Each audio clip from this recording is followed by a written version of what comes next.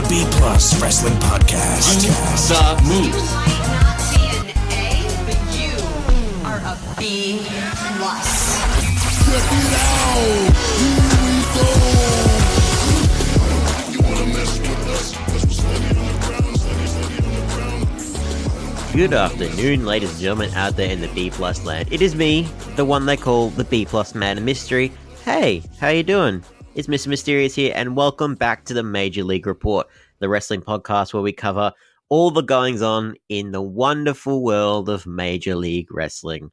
It's a day of gratitude, ladies and gentlemen. At the time of recording, it is actually the World Gratitude Day, September 21st here. So, little fun fact for everyone listening. So, I just thought of a few things to be grateful for. I'm grateful for the opportunity to speak to you guys. I'm grateful for the platform that I have. And I'm grateful for the promotion that is Major League Wrestling, because it's amazing. It does incredible work. The blend of like fighting and it's a very sports-centric theme. Like, you have all the promotions that want to try and they're saying that they're going to go for that sports-centric theme, but Major League Wrestling is one that is leading the charge, and I think will absolutely continue to do so in the months to come. We had War Chamber this week, ladies and gentlemen. The big climactic War Chamber war game event, but they've turned it into War Chamber. I was really looking forward to finally seeing the confrontation between Contra, the Von Erichs, Filthy Tom, Loki. I wanted to see what kind of magic these 8 competitors could do in the ring. And I was pleasantly surprised. I was really happy with how the whole episode turned out. We've got another few weeks of tapings to look forward to from this event. So War Chamber's pay-per-view. Essentially, we had, 2 matches technically, but one was a squash and the other one is the big pay-per-view War Chamber event. And I love how we just focused on just one match. Just before I get into all the review and everything else, I love the fact that we could just devote an entire episode to just one match, because it deserved all that much attention from Major League Wrestling and from the officials, because it was the amount of the talent that was in there, the crowd, everything about this main event for that show, for War Chamber, was a wonderful, wonderful outing, and MLW should be very, very proud of themselves. They have a lot to live up to now for Super Fight happening in November, and they've got Blood and Thunder, which is a TV taping in Orlando. They've got the Opera Cup in December. They're going to have the Dallas Z1 Hour January 11th. It's all coming together. There's this outline that's slowly starting to form in Major League Wrestling, and it's great to be along for the ride. I'm very grateful on this World Gratitude Day. So without further ado, how about we get into Major League Wrestling War Chamber. Now, to open up this whole shenanigan episode, we had a squash match between Leo Bryan of the Dirty Blondes, the former lover boy Leo Bryan, which, again, I know he's not in Australian wrestling anymore, but you are not the lover boy, son. But Leo Bryan's back after, a couple months now. He's been away for a while, and he's a little different. So he's still got the blonde hair, he's still the big boy, but Leo Bryan, in the time that he's been away from Colonel Parker, apparently he became a bounty hunter, or he was a bounty hunter in a past life, and now he's back and he's a lot more ruthless, a lot more unhinged. He's doing the whole ho, ho, ho. He's doing the big barks. He's turned into Dog the Bounty Hunter. So he's gone away, he's gone to find himself, and he's turned into Dog the Bounty Hunter. I don't know what kind of reflection you get to turn into such a person in life, right? But it must have been some very harsh soul searching for the member of the Dirty Blondes there. But he defeated a gentleman named Blake Banks. Who is Blake Banks? Just the guy they've pretty much collected from the arena pretty much, just the jobber around the corner, because this guy pretty much just got his ass handed to him. Leo Bryan made very, very quick work against Blake Banks, flew him all across the ring, and by his ears, I shit you not, he threw him by his ears before ending the match with the Oklahoma Stampede, like Ryback used to do it back in the day. Very swift pinfall. It was just that image of someone.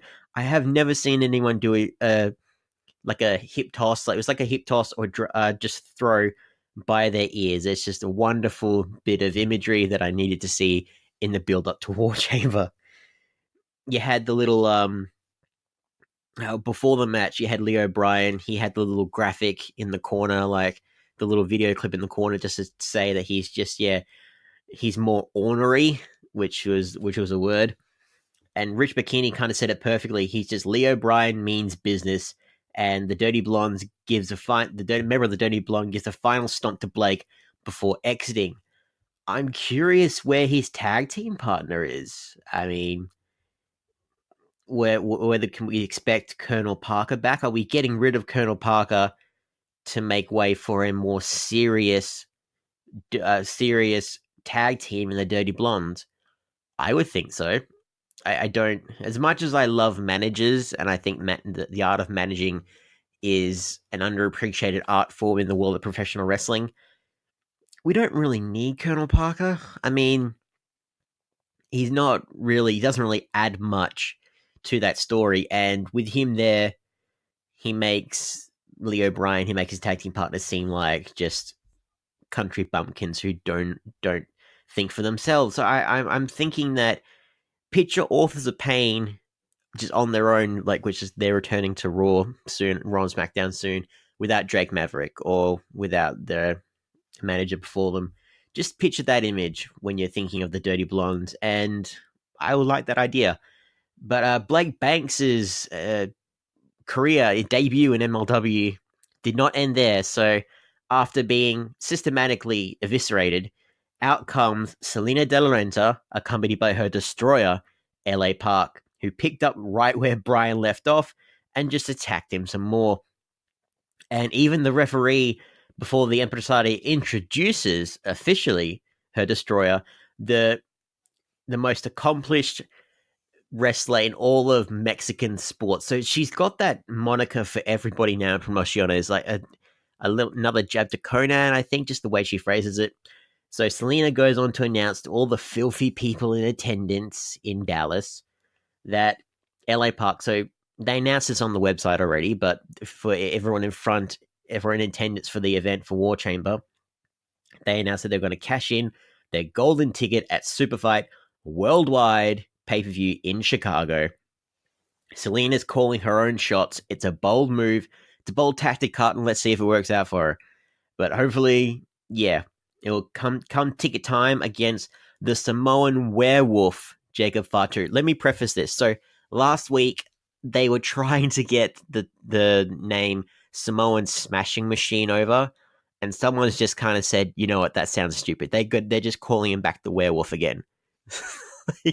Development, retconning, all of that. I'm so glad, because I much prefer the Samoan werewolf to Smashing Machine. It just seems like a watered down version of what Jacob Fatu can actually do. Put some respect on the name of the champ that is Fatu. All hail Contra.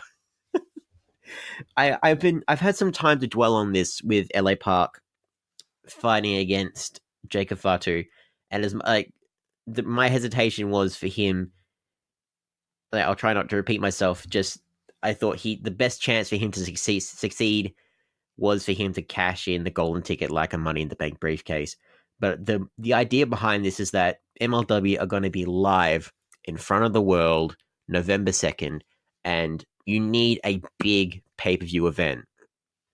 And what bigger thing to have LA Park? So you have two big guys in Fatu and LA Park, but also you have the name of LA Park, and you would see people who maybe the lapsed wrestling fan who like maybe watched WCW back in the day will kind of turn on the TV just like, That luchador looks familiar.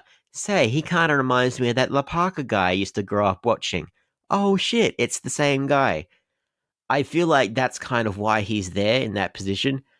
And whether or not he wins, which I do hope he wins, I think it's just going to be a great showing for MLW. And the winners, the fans. Put plain and simple, the fans are the winner of this one. We have a little promo from Teddy Hart. He's talking about he's in an ice hockey arena, and he's saying from hockey to boxing to badminton, Teddy has been at the highest class of his profession. He has played and excelled in all these types of sports, and it's helped him specialize in the sport of professional wrestling. He's ready to take that talent to the dynasty next week because they have their 2 out of 3 falls match for the tag team titles. That's going to be for next week's episode of MLW Fusion.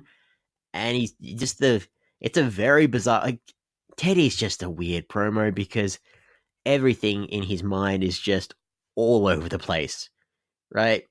And it's just, this might be the first time we've seen Teddy Hart and just like, he's just happy to be near an ice hockey arena. So proper Canadian boy. You could tell he's just like, he is excited to be there. So if nothing else, what his cats give him joy and hockey. So he's a proper Canadian, ladies and gentlemen. Good for him.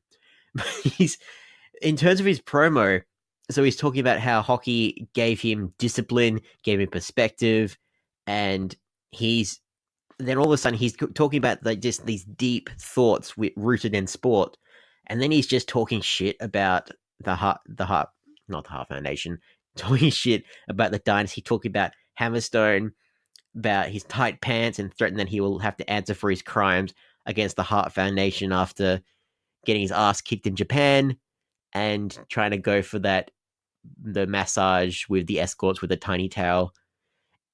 Again, trying to make sense of Teddy Hart's mind is you need to dissect it a lot more than I have, in a lot more time than I have. But it was very fun nevertheless. So next week, ladies and gentlemen, we will see what happens there.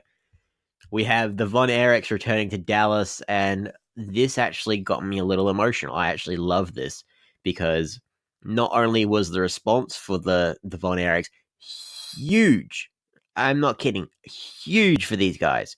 They had a little promo in before, like a little tape segment. So Kevin, Ross, and Marshall were driving to the site of the old Sportatorium, right, where Kevin used to wrestle, like in the 70s and the 80s. Marshall was standing there shirtless, wearing a cowboy hat, right?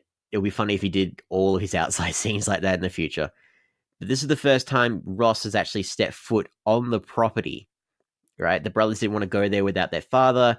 Kevin was wearing toe shoes. I've never seen anyone wear toe shoes with jeans. It's a very bizarre image. But Kevin's going through the past. He's explaining why he started to wrestle barefoot. And he said, pretty much plain as day, when you wrestle in Texas, you sweat a lot. And if you're wearing the cowboy boots and socks, like leather boots and socks, they soak up the sweat real fast. And so they boil up real fast. And people think he left his boots off one night. Like, people think he forgot them, but he's just like, no, I needed to take them off. So interesting perspective there. But the segment was spliced together with some audio from the 70s and some images of him winning the title, and just the music mixed with it. It was a fantastic little scene. All those old photos and sound clips, it made things just that extra bit special, and it made what was to come even more special, because we cut to ring announcer Tim Barr, that beautiful bastard with the majestic voice, to introduce the War Chamber, a fight the likes of which has never been seen in the history of Major League Wrestling, and you're damn right. Nothing quite like it. It was pretty much, so it's a steel cage, but it had barbed wire wrapped around the top. And I will say this beforehand, I think I got the rules kind of mixed up in my head the past few weeks, because I thought that this was going to be a big elimination War Chamber, but because the way it's phrased. So there was a coin toss to determine which team entered first. You had the 1-on-1 for about 5 minutes, and then the winner of the coin toss came out to help get the advantage, the 2-on-1, and then other members from alternating teams would wrestle every 2 minutes, and once all combatants were in the war chamber, victory was by submission, pinfall, or surrender. Now, I took that to mean you had to get through every single member of the opposing team, but this is just like, once everyone's in there, one and done. And that kind of took the wind out of my sails a little bit with it, but never mind. Like, I have some tiny nitpicks about War Chamber, but I will get into all that and more right after this talk from our sponsors. Promotional consideration paid for by the following. Hey guys, just a reminder, if you want to hear all of these wonderful B Plus podcast episodes completely ad-free, make sure you head over to Patreon or Podbean, where we are the featured podcast this week. You can subscribe for as little as $1 a month up to $10 a month, where anything you want to help us with, it really helps out. It's going to help us grow the site. It's going to help us redesign some things, and everything that we get through this and through the advertising as well is all going straight back into the podcast so that we can get Aussie Graps out there for the rest of the world to hear about, for the rest of the world to see, so we can grow this mission of watch global, support local, and build indie wrestling. So if you want to be a part of that and get some really cool rewards like call-in shows, bonus episodes, ad-free like I mentioned, then head over to patreon.com/theb+ and subscribe today.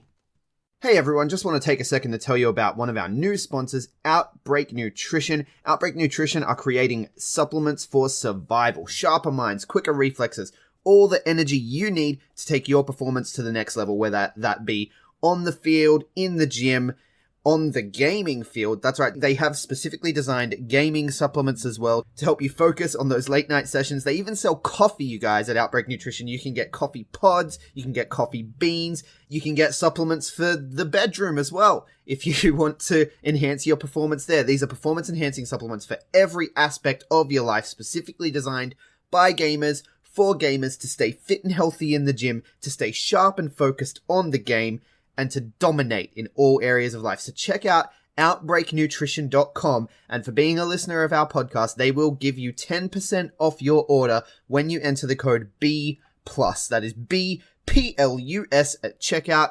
So make sure, if you want to stay on top of your game, if you want to take your performance to the next level, outbreaknutrition.com, enter the code B+ at checkout. We are back, ladies and gentlemen. Let's get into the War Chamber, all the big details from what happened from this big, juicy pay-per-view. Kicking us off for Team Von Erich, you had Marshall accompanied by his father, and the reaction for the Texas boys was just deafening. It was such a beautiful... You could feel the history there. Like, just, it was not just for Marshall, but for his dad. It was a lovely moment, and representing Contra Unit was Simon Gotch. And so Simon Gotch, he came out first, which implied that he won the coin toss. Both these guys exchanged blows to start it off. Marshall got the upper hand with a drop kick. He did a running cannonball to Gotch in the corner. Marshall controlled the action for the time that they were there. Gotch did get some shots in, which I did quite like, because he does have that background in mixed martial arts, like, because he was actually in Bloodsport, in the latest Bloodsport event as well. It's just hard to imagine. And as much as I call him like a lackey, and I don't like him in Contra Unit, because I don't, and I stand by that, I do admit that he has his foundations set in hand-to-hand combat, and they were in full effect here. I like how Marshall was the one who entered first, not only because he came up with his dad, but because of the whole storyline, how he was blinded by Ikaro Kwan a few weeks before, how he never got to... They added the little bit of, he didn't get to see the birth of his child. There was that deep moment, just like, oh no, you sick bastards, you must die for that. We had entrant number 3, Joseph Samael, and I was worried how Samael would work in the War Chamber, what he would contribute, and he was there to be the Dustin Rhodes. And what I mean by that, he was meant to be the blood boy because he left his blood all over that war chamber. I mean, all over. He didn't. It wasn't as bad as Dustin Rhodes, but it was bloody close. It was really close. I'll get into how he got himself bloodied later. But Gotch held Marshall's foot so Joseph Samael could attack. You had Marshall, he fought back, but he had trouble overcoming the handicap, like naturally, which would make sense. It was like they gave Contra that advantage real quick. Like Samael with his bloody like wrestling boots, the pointed wrestling boots. They're still weird to me. I won't get over it. But then 2 minutes later, we had entrant number 4 for Team Von Erich, Filthy Tom Lawler, enter the cage to clean house. The brawling continued with Lawler and Marshall on top. Like for that 2 minutes, they were just in full effect.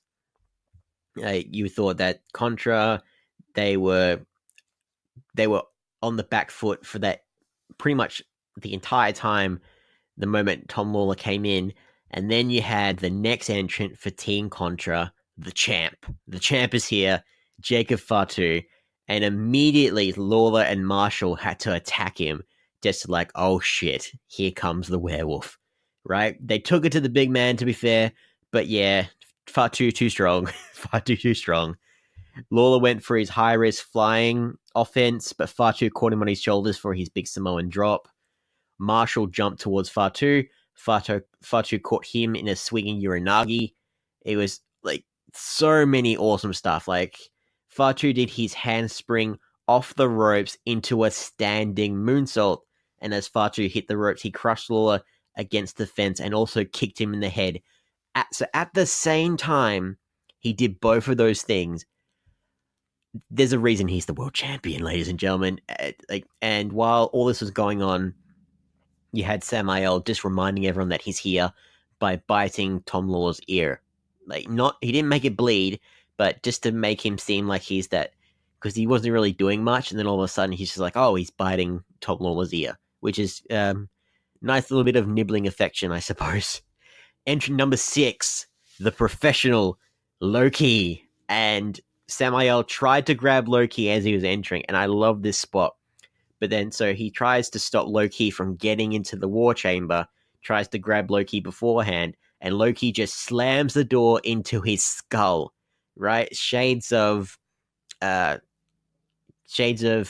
Von Erich's dad during the 70s when he had his match with Ric Flair. Like, this is old school 70s wrestling history in Texas. Like, the commentary even made note of it as well. And you could tell the people in attendance for War Chamber, they knew what that significance of that move was. And I love that little nod. And you had, now I am a little bit bummed, and I'll say why. So the moment I heard that Low-Ki was going to be announced, I was expecting Low-Ki versus Fatu. And they did have moments, like they had fleeting moments in this pay-per-view match where they kind of like had a bit of flurry of offense, but there was no spots, there was no chain wrestling, there was no real moments between Low-Ki and Fatu, and that kind of disappointed me because I was expecting that, and but really Low-Ki's opponent throughout this whole thing, his main opponent was Samael to make him bleed more. So because of that, ramming the steel cage door into his head, that allowed Samael to cut himself open and to make himself bleed a lot. So that's why that happened. But really, Low-Ki was there to make Ikaro Kwan look good. And I understand it, but I was really looking forward to Low-Ki just chopping down Fatu.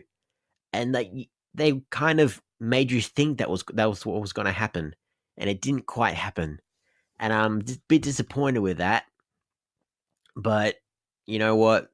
I just had to roll with it. And again, like tiny little things from this War Chamber event, but it was still a wonderful match, a wonderful end to that pay-per-view. It was amazing. So Low-Ki, so the Lone Wolf of Brooklyn to enter the fold, and it was the moment he entered, you could see why he was going to be the wild card of this weird, unlikely alliance, because he like made Samael bleed quite quickly, and then we had the mysterious Ikaro Kwan. So the final member of Contra came out, made his way to the chamber. Kwan immediately went after Loki. They both did a lot of crisp kicks to the chest. I loved it so very much. You could begin to feel the chaos rise. The bloodshed really started to show its colors during this. And then finally, the final entrant, Ross Von Erich, and the match was officially underway. They even noted that Ross was suffering from the flu. So they were trying to say, like, oh, he's not quite 100% here.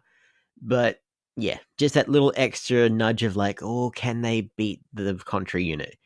But they had the fire, they had the adrenaline, they had blood in their eyes, they had their targets dead to rights, and this was just fun. This was just so much fun, right? You had like Marshall, like he locked in the claw, and then the Von Erich did like the back suplex slam. The majority of the men were down at one stage while Ross began to go after Fatu, who he sent airborne with a mid-ring Hurricanrana. And like Fatu was kind of feeling the effects of the match and begins to choke Ross with his own wrist tape. So he's starting to get a little bit gassed, and he's kind of slowing things down a bit. Samael is just going all the way around the ring, just coloring it red. He's just not really doing much except for, he is the blood donor of the match. You had Lawler started to slug away at the champ. Fatu just literally shakes off his strikes and just starts to beat him up in the corner. Just like, werewolf.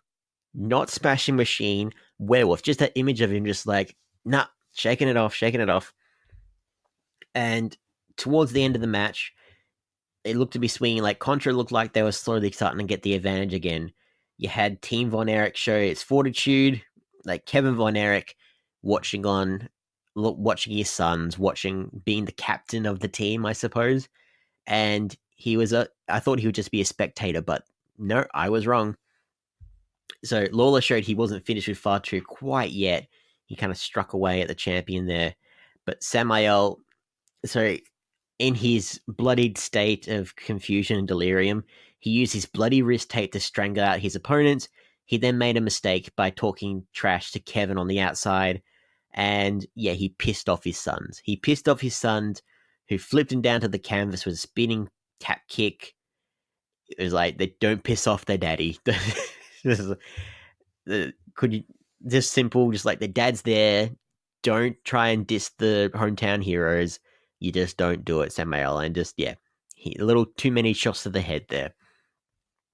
Like, just things got real wild. Loki and Samael, they were grading each other's faces on the barbed wire, on that razor wire. Loki won that battle. He got cut on his arms a little bit, and you could see on his Instagram afterwards, he kind of posted a few pictures from that. And there was an interesting segment here where a masked soldier of the Contra unit attempted to climb into the ring. So a fifth member of Contra. Okay, I'm hoping that this was just an unknown soldier for this event alone. I don't need another member of Contra. The idea of them like slowly rising in power again, I don't need it. There's too many.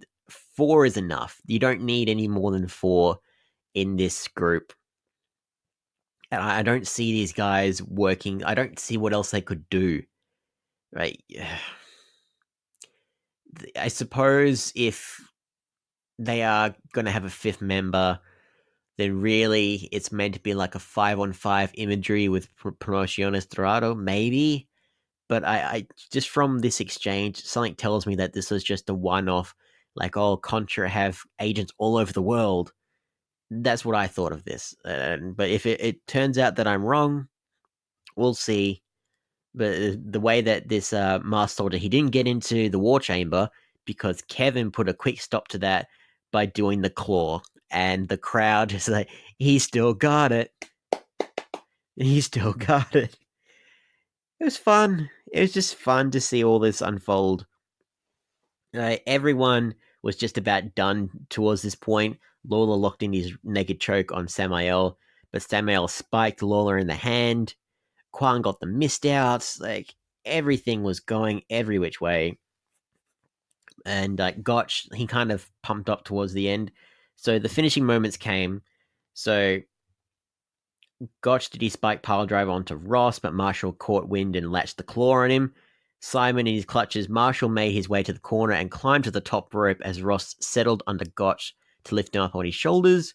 Marshall then leapt off with Gotch, became the recipient of the claw slam, and in a very hard-fought win, the Gotch ended the match. So 1, 2, 3, Team Von Erich win the whole thing. Everyone was down. Gotch was, and I like the fact that Gotch was pinned. And hopefully, if Fatu and Samael get a little bit pissed off that he let down the team, he gets ousted because he doesn't need to be in there. He does not need to be in there at all. But then commentary are implying that Contra they need some rebuilding now. They need to regroup and rethink things in the build up to Super Fight, which they do. They definitely do. You have Kevin is beaming. He's looking at his sons. He's looking at the team that Loki is congratulating Tom Lawler. It's very like the former world champions. They've worked shit out, which is wonderful to see. And you could feel this was a real big victory for the baby faces. It was real, like finally, like a decisive victory. Contra, every time that the Von Erichs and Tom Lawler, they've defeated Contra in unsanctioned matches, quote unquote, the Contra would immediately attack afterwards as if like the match didn't, like the result didn't mean anything because it didn't mean anything. So this was a very decisive victory against Contra. Whether or not they can recover and reevaluate things for November when Fatu has to face LA Park, that remains to be seen. But for the time being, the Von Erich story with Contra, I hope, is over and we can move on into some more interesting territory with Major League Wrestling. Maybe the Von Erichs can go after the tag division. You can have Loki go after the openweight title. Please. And Tom Lawler, I don't know. What will they do with Tom Lawler? I feel like they're going to eye him off with Dominic Guarini, the Bone Collector. I feel like the fighters that are coming into Major League Wrestling soon, I think that feud's going to start up. Like, just based on, just to get a little bit of heat onto these guys, a little bit of storyline moving forward, bring in, like, fighters versus fighters. That's the easiest way that I could think of, just to give them something to do. And especially not just a former fighter, or current fighter still, but a former MLW World Champion and Tom Lawler. Yeah, it would be magic. It would just be great storytelling there. That was War Chamber, ladies and gentlemen. Just one episode devoted to this structure that is the War Chamber. Again, a little nitpicks here and there, like I wanted to see Loki and Fatu destroy each other. Didn't quite happen. But nevertheless, there were some great moments. Ikaro Kwan showed himself facing off against Loki. You had Samael, like, showing that he was going to be the blood bag, which props to him. The Von Erichs, they had their great moments. Tom Lawler got his licks in, but that was pretty much it for there. We got some news, of course. Moving forward, we have Hammerstone is en route back to America. So after the N1 Victory tournament, so he didn't actually win the tournament. So we saw a match last week when he faced off against Shiozaki. So he ended up earning 4 points for his block, and he actually ultimately lost to Takashi Sugiura, and who defeated Keno. I apologize if I'm butchering these names. So with 4 points to his name, which a lot of the people in the A block actually got. So you had Masa Kitamiya, Go Shiozaki. Marufuji got none. So Marufuji, like, in the build-up to him on Impact Wrestling, Marufuji got no points in this. The only guy to get no points in this. So poor Marufuji. Because he wasn't even involved in the block towards the end there. But yeah, so after that, you got Hammerstone. He's on his way to the MLW Crash card in Tijuana, October 5th in Baja, California, Mexico. He's the golden boy. The golden gaijin, labeled by the Japanese press. He is the ambassador for Major League Wrestling going forward. I can't imagine where else he's going to end up. They've got the collaborations in Japan, Mexico. Where else can he appear? Remains to be seen, but wherever he ends up, I very much look forward to hopefully a great collaboration that will help Major League Wrestling move forward, because yeah, they need all the extra publicity, and it's just only going to mean great things for everyone in the future. We got MLW, the next episode moving forward. We're going to have, as we mentioned before, the Hart Foundation versus the Dynasty in their 2 out of 3 falls match for the World Tag Team titles. You've got Kevin Von Erich and the Von Erichs and their dad, they're issuing a challenge to someone moving forward. So we're going to see what's going to happen there. We're going to hear from Austin Aries. There's going to be a match between Zenshi and Jordan Oliver. So the Injustice Squad League, whatever you want to call them, they're going to face off against Zenshi, the amazing, the aerial artist. He's definitely that. That's pretty much it, ladies and gentlemen. In terms of other news, we've got Timothy Thatcher is coming to Orlando. So for the Orlando show, because Timothy Thatcher is part of the War Chamber here, we have, we know that, so from the announcement from LA Park, that he's going to cash in the golden ticket. So that is definitely going to be the main event for Super Fight, as if people didn't know already, but it just begs the question. And we have an announcement of a new pay-per-view coming in 2020, Fightland. We don't know where this will come from. Sources saying it will come around about February, but they're keeping the location of it very, very secret. I don't know where they'd end up. Could it be... I'm just trying to think. Could they do a Madison Square Garden? I think it has to be a big venue if they're keeping it very, very tight-lipped. And there's only so many places, because they've been to quite a few already. They've used a 2300 arena. They've used quite a few historic buildings in wrestling history, right? They're at the NITEC Sports Center for Dallas. I don't know. Major League Wrestling, they're taking a lot of risks now. Especially they need to in this landscape of professional wrestling going forward. And hopefully this all works out for them. But that's all the news we have, ladies and gentlemen, in the world of Major League Wrestling for this week. If you want to hear and talk to me on all the socials, I'm at Mr Myster1ous on Facebook, Twitter, Instagram, YouTube, and Grapple. Hit me up, let me know what you thought of the War Chamber. If you want to follow us here collectively at the B+, because we are a great bunch, you know it's true, you listen to us. We are at the B+ Wrestle on Twitter because wrestling wouldn't fit, and the B+ Wrestling everywhere else. Remember, guys, our Patreon is there. It's always in need of new support. Any amount you can donate would be greatly appreciated, so we can keep giving you all what you want, when you want, showcasing the very best of Australian wrestling, and keeping you up to date on all the wrestling news from around the globe. Like, share, subscribe, hit that 5-star review on this Gratitude Day. I've been Mr Myster1ous for the Major League Report, and I'll catch you later.